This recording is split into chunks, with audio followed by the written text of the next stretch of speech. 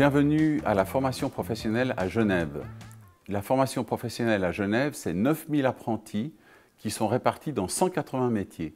Ces 180 métiers font partie des 7 centres de formation professionnelle, le santé sociale, l'environnement, les arts, le commerce, la construction, le service hôtellerie-restauration et le centre de formation professionnelle technique.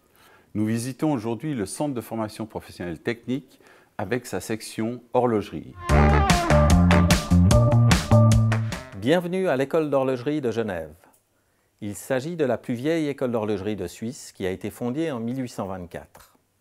Nous allons vous présenter 2 métiers, les micromécaniciens et les horlogers. À présent, je vous laisse me suivre afin de découvrir les métiers de la micromécanique.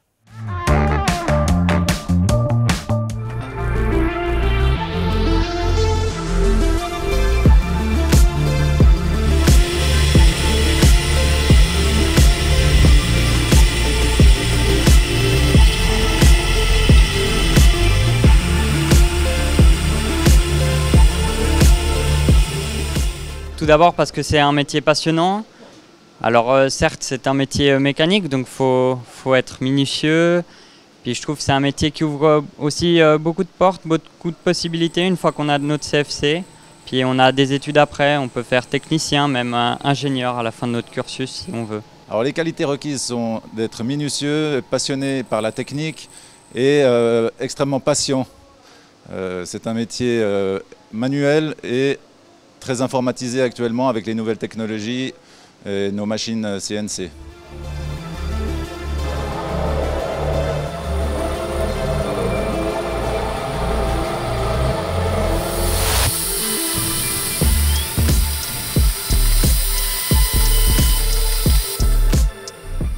Alors tout d'abord l'apprentissage d'un nouveau métier, de nouvelles compétences techniques et aussi la chance de pouvoir faire un stage dans la micromécanique dans une entreprise qui peut nous permettre de toucher le monde professionnel.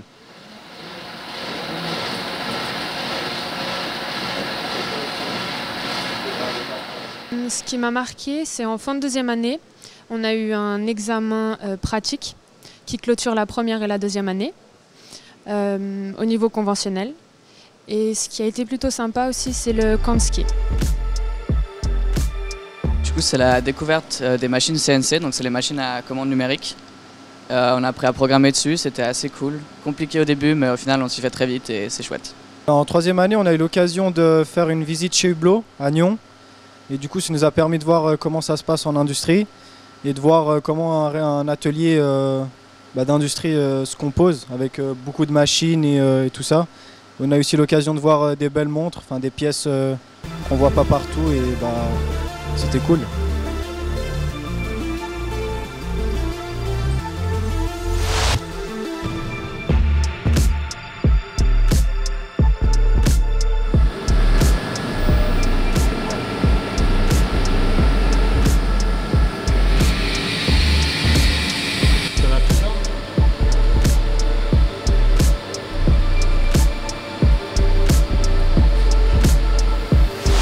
Alors cette année, ce qui m'a plu, c'est la partie autonomie et tous les petits projets qu'on a fait avec tout le monde et aussi toute la production. En 4e année, ce qui m'a marqué, c'est le TPI et le TPA. Le TPI, c'est tout ce qui est technique en atelier et en TPA, c'est tout ce qui est culture générale. On doit faire un dossier, donc pour les deux, c'est un dossier. Donc je crois que c'est la plus dure, une des choses les plus dures dans la formation. À l'aide de ces quelques séquences filmées, vous avez pu découvrir le métier de la micromécanique. Maintenant, nous allons partager des témoignages d'anciens élèves qui ont terminé leur CFC de micromécanicien et nous allons leur poser 2 questions. Voici la première. Étiez-vous prêt à rentrer dans le monde professionnel suite à votre CFC ? Ces 4 ans de formation en microtechnique m'ont donné le bagage technique amplement nécessaire pour pouvoir rentrer dans le monde du travail en choisissant le métier que je voulais et m'ont permis par la suite de m'épanouir et d'être en perpétuelle progression dans l'entreprise dans laquelle je travaille actuellement. Comment se passe votre métier actuellement et quel a été votre parcours pour y arriver? Alors j'ai trouvé assez vite du travail, donc j'étais assez content à ce point de vue-là. Ça se passe très bien, l'intégration est top, tout est fait en tout cas dans l'entreprise où je me trouve pour l'intégration. On va dire si on a des lacunes dans certaines compétences, on peut facilement faire des formations pour combler ces lacunes et être assez complet dans le domaine qu'on exerce. Pour ma part, technicien méthode, où j'ai pu apprendre des techniques en plus et aussi parfaire celles que j'avais déjà apprises à l'école, donc ça se passe très bien. Je vous remercie pour vos témoignages. Vous pouvez trouver toutes les informations sur le site du CFPT pour les inscriptions du métier de micromécanicien. Merci Christine. Nous allons à présent découvrir les métiers de l'horlogerie. Il faut savoir que dans ce métier, les élèves vont fabriquer leur propre garde-temps, qu'ils vont façonner de la première à la 4e année.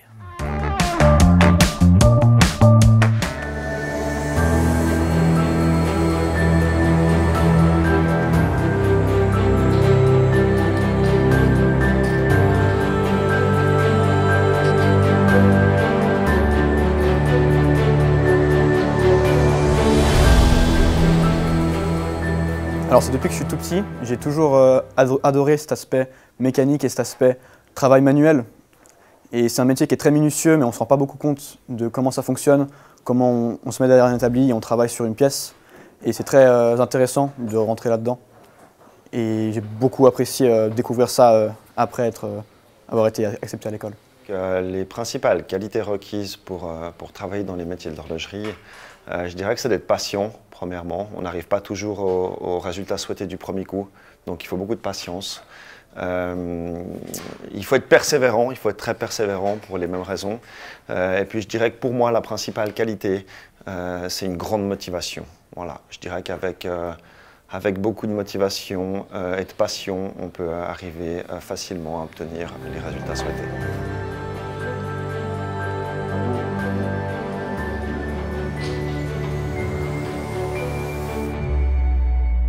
On voit les fondamentaux du métier, donc on va fabriquer tous nos outils, les bruxelles, tous les outils utiles pour après le mouvement. On voit aussi toutes les matières utiles pour les outils, donc le laiton, l'acier, les différences qu'il peut y avoir lors de l'usinage. On va voir aussi toutes les machines donc pour la fabrication d'outils, les tours. Alors, en première année, ce qui m'a marqué, c'est le pivotage. Parce que c'était une année où c'était le début du pivotage, où il fallait créer des pivots pour les rouages des montres, etc. Et ce n'était pas forcément une année super pour moi, parce que j'ai eu quelques difficultés, etc. Surtout pour les notes aussi. Mais en passant en deuxième année, j'ai tout de suite accroché à ça. Et j'ai tenu le coup, et puis voilà, ça s'est bien passé après. Ce qui m'a plu durant cette année, c'est vraiment de travailler sur la montre école. Et parce que je suis passionnée et que j'aimerais la faire la plus parfaite possible.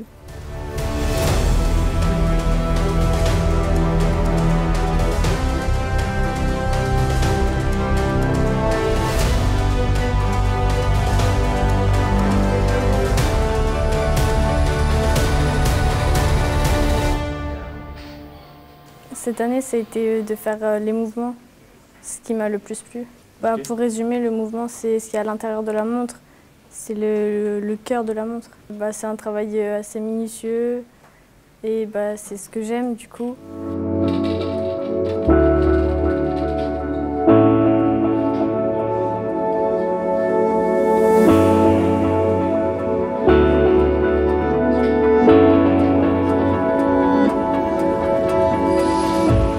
Alors, ce qui m'a marqué dans la formation 4e année, c'est la réalisation de la montre école. On vient concrétiser finalement toutes les compétences qu'on a acquises durant notre formation, aussi bien les compétences techniques, donc tout ce qui est de l'aspect théorique, et les compétences manuelles, donc tout ce qui est plutôt de l'aspect pratique.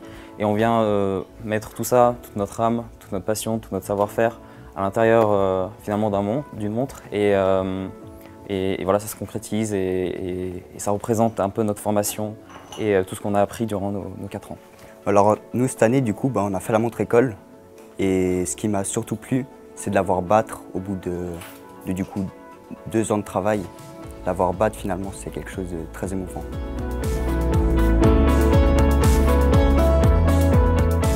Après vous avoir présenté la formation d'horloger, ici à l'école, on trouvait intéressant de partir à la rencontre d'anciens élèves. et qui viennent de terminer au mois de juin avec leur CFC en poche et voir où ils se trouvent. Et surtout, on leur a posé 3 questions. La première, c'est comment la formation que vous avez eue à l'école vous a permis de rentrer dans le monde professionnel. Donc oui, après le CFC horlogère de production, j'étais prête à rentrer dans le monde du travail. Avec ma passion pour l'horlogerie, la qualité de la formation que l'on a reçue et mon envie de découvrir la suite, je me sentais réellement prêt à intégrer le milieu professionnel, oui. Et la dernière question qu'on voulait vous poser, c'est où est-ce que vous vous projetez dans 5 ans? Est-ce que vous avez des projets particuliers? Et dans 3 ou 5 ans, je pense être toujours dans l'horlogerie et peut-être encore toujours dans la même entreprise. En tout cas, je vous souhaite bonne continuation et à bientôt. Pour les années à venir, je me vois bien amasser les machines et l'outillage qui me serviront à monter mon propre atelier et pourquoi pas réaliser mes propres créations enfin avec tous les projets que j'ai dans la tête. Merci pour vos réactions.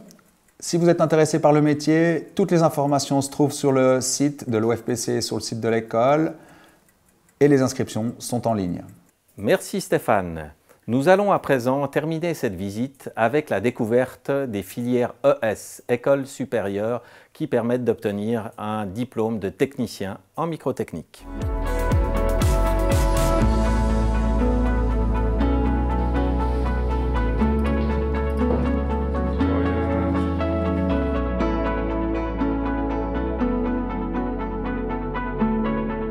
La formation technicien, ce qui m'a marqué, c'est d'avoir justement des responsabilités, de pouvoir avoir différents projets. Donc on a plusieurs projets où on aura des projets donc interdisciplinaires, où on aura un mélange avec les autres formations, donc les 2e années où on va pouvoir créer un projet et avoir un prototype. On a aussi toute la partie où on a des stages en entreprise, où on va pouvoir avoir des connaissances, s'enrichir et avoir tout le suivi d'une entreprise qui nous fera grandir en tant que technicien. Et on aura aussi un projet de diplôme en fin de formation, où en fait on va devoir créer un système sur la base d'une idée d'un de nos professeurs. Et donc on va avoir cette relation de collaboration pour pouvoir mener à bien un projet et de créer justement cette voie en tant que technicien.